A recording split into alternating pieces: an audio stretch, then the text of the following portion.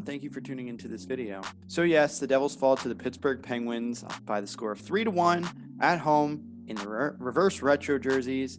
And while some of you are probably really pissed off about this, yeah, I'm a little upset, but I'm not as upset as you might think.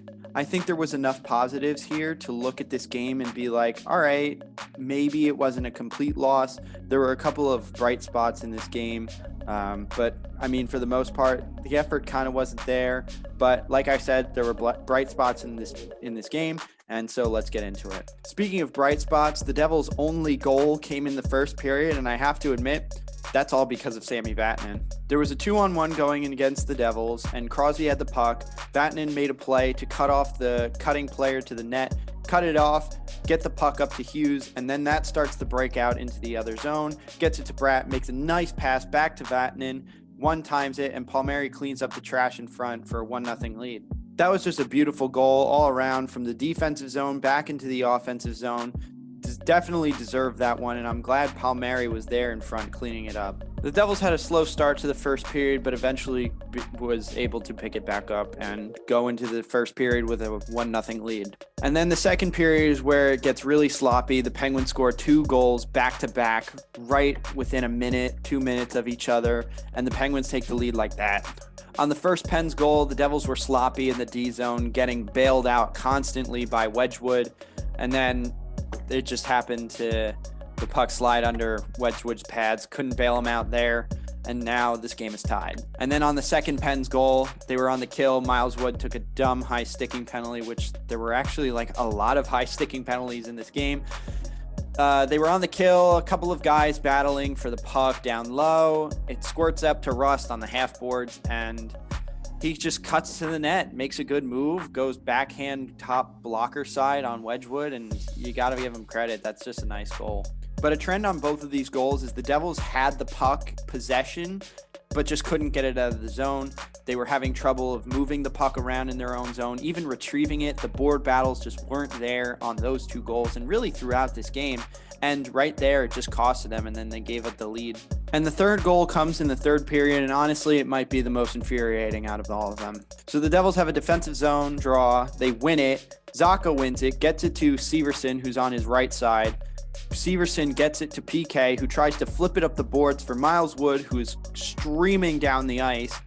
Tries to get it up the boards to him, doesn't. Crosby cuts it off and gets it in front of the net, and Gensel deflects it. That's one where I had to watch it a couple of times just to make sure like what was going on, the scenario that was happening.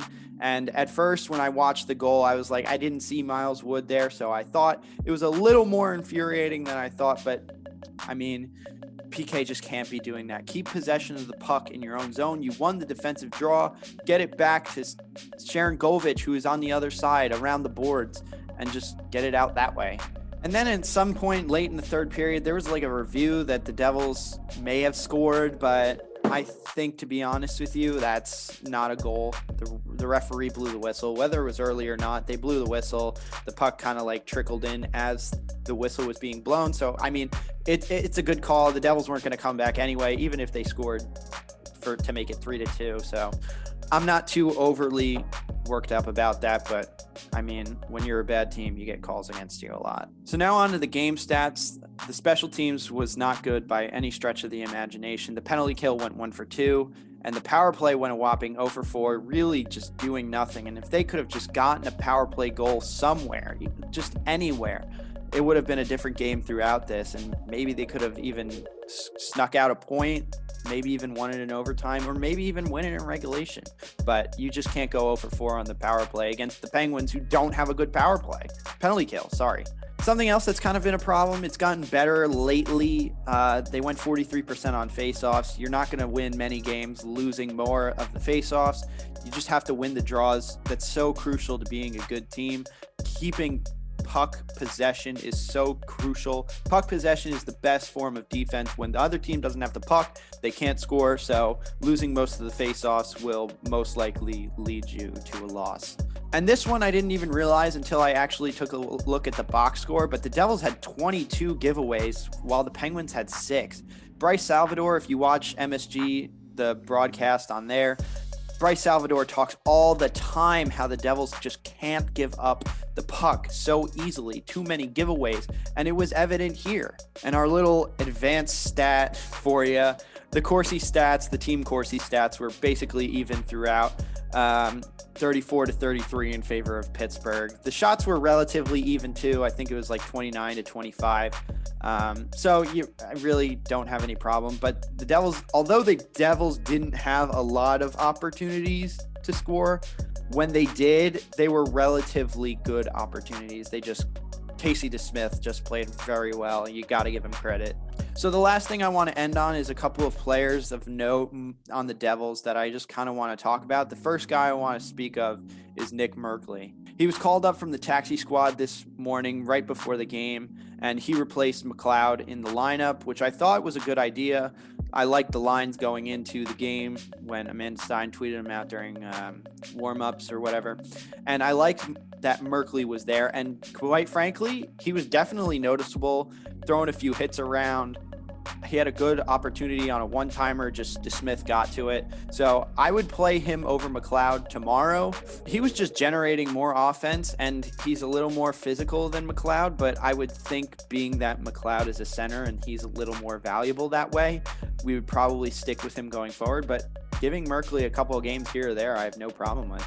Not to mention he led the team with 5 shots on goal with less than 11 minutes of ice time, so he definitely made somewhat of an impact, I think. And now someone I'm really getting tired of seeing on the ice, and that's Nikita Gusev, man. He's been given enough opportunities to get going, but I think it's time to stop giving him those chances. I don't know what it is with him, man, but he just can't get anything going. He just makes stupid plays here, play after play, and I don't know. It just doesn't look good. I would probably only play him on the 4th line, give him absolutely no power play time, and I would honestly maybe even considering scratch him and put McLeod back, move Maltsev to wing, and have McLeod play that center spot. I know Maltsev has been playing really well at center, but I think it could really be beneficial if we just get Gusev out of the lineup. Like, I hope we trade him, but honestly, who's going to want him? I feel like some team's going to take a flyer on him just to be a depth forward for someone like Tampa, or I don't know, just someone like that would trade a really late round pick for him and just use him as a depth forward, maybe try and get him going with some form of talent around him. So even though the Devils lost, the game ended early, 1 o'clock game, ends at like 3:30, 4 o'clock. Go out, do something, have a good night. The weather is beautiful outside if you live in New Jersey. So go out, have fun. Don't worry about this game. We come back tomorrow in Pittsburgh.